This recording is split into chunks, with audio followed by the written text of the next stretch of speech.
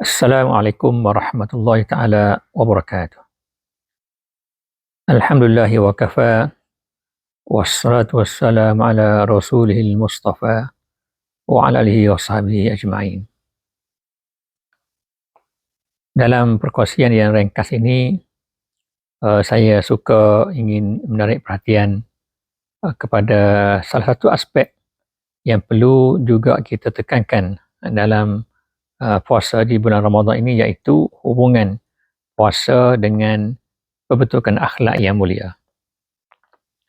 Dalam berpuasa, kita tahu kita diminta untuk menahan diri daripada melakukan perkara-perkara yang boleh membatalkan puasa.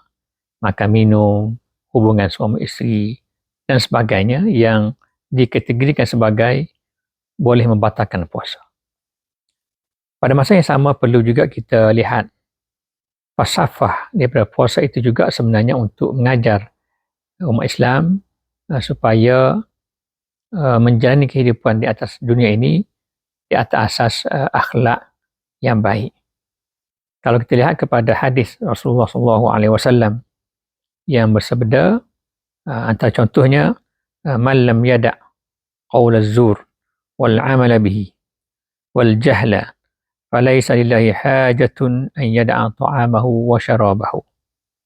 Sesiapa yang tidak meninggalkan qawl az-zur sedangkan dia berpuasa, qawl az-zur artinya perkataan yang tidak baik, berbohong, mengumpat dan sebagainya.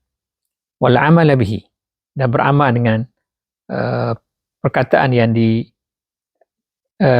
itu, yang tidak baik itu.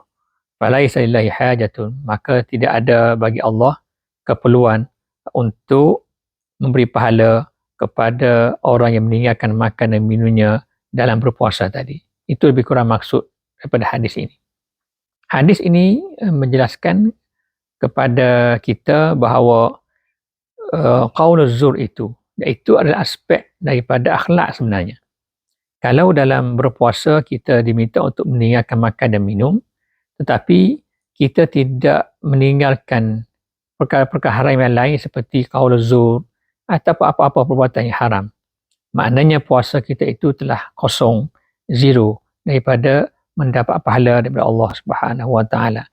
Dan inilah satu aspek yang perlu kita lihat, bahawasanya puasa ini sebenarnya membawa mesej akhlak yang baik, akhlak yang mulia untuk dihayati oleh orang yang melakukan ibadat puasa, yang mana kalau sekiranya semasa berpuasa ini dapat dihayati akhlak yang baik ini, maka tentu ia akan menjadi latihan yang baik untuk mereka yang berpuasa terus bersifat dengan akhlak yang mulia di bulan-bulan yang lain.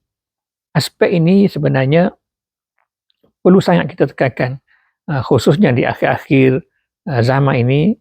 Manusia begitu mudah untuk melakukan perkara-perkara yang tidak baik, perkara berbohong. Dalam media sosial manusia boleh berbohong, dalam percakapan harian manusia boleh berbohong, dalam memberi kesaksian manusia boleh berbohong, dalam urusan muamalat seharian manusia boleh berbohong dengan pelbagai pihak.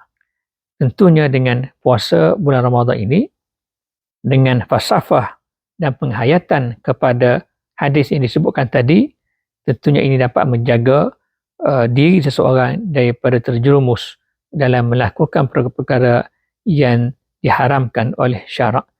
Apabila seseorang itu dapat mendisiplinkan dirinya dalam puasa ini, sama ada dalam bentuk meninggalkan makan dan minum, ataupun juga mendisiplinkan dirinya dari sudut berakhlak, dengan akhlak yang mulia, bahkan dalam kata-kata hadiahnya juga dijaga dengan baik, maka ia tentunya akan menjadi satu benteng kepada orang yang berpuasa untuk terus berakhlak dan berbicara secara yang baik di sesama manusia.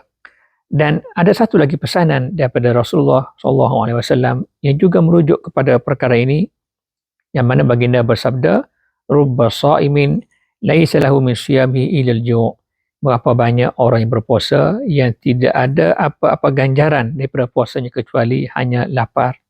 Ini juga merujuk kepada orang yang berpuasa tetapi tidak menjaga akhlaknya, tidak menjaga perkara-perkara yang diharamkan oleh Allah Subhanahu Wa Taala, dan dia tidak akan dapat apa-apa balasan kecuali hanya mendapat lapar dan dahaga daripada puasanya ini.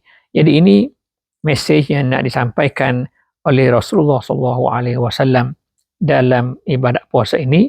Di samping kita berpuasa dalam bentuk menahan diri daripada makan dan minum, kita juga perlu berpuasa daripada menuturkan perkara-perkara tidak baik, bertindak dengan perkara-perkara tidak baik, dan juga melakukan perkara yang boleh memberi kesan tidak baik kepada pihak yang lain.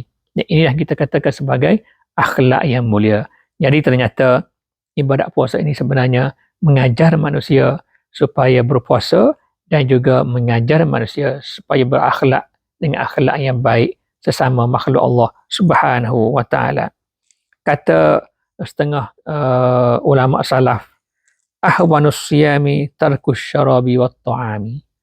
Puasa yang paling ringan ialah meninggalkan makan dan minum. Artinya, untuk meninggalkan makan dan minum itu mungkin mudah bagi setengah manusia, tetapi untuk meninggalkan perkara yang diharamkan oleh Allah Subhanahu Wa Taala ketika berpuasa, itulah yang sebenarnya yang menjadi perkara ujian yang besar kepada seseorang itu. Oleh itu, mengambil kesempatan daripada ibadat puasa yang kita laksanakan di bulan yang mulia ini, marilah kita sama-sama menghayati falsafah di sebalik puasa itu, iaitu bukan semata-mata meninggalkan makan dan minum, tapi juga meninggalkan perkara-perkara yang diharamkan oleh Allah Subhanahu Wa Taala.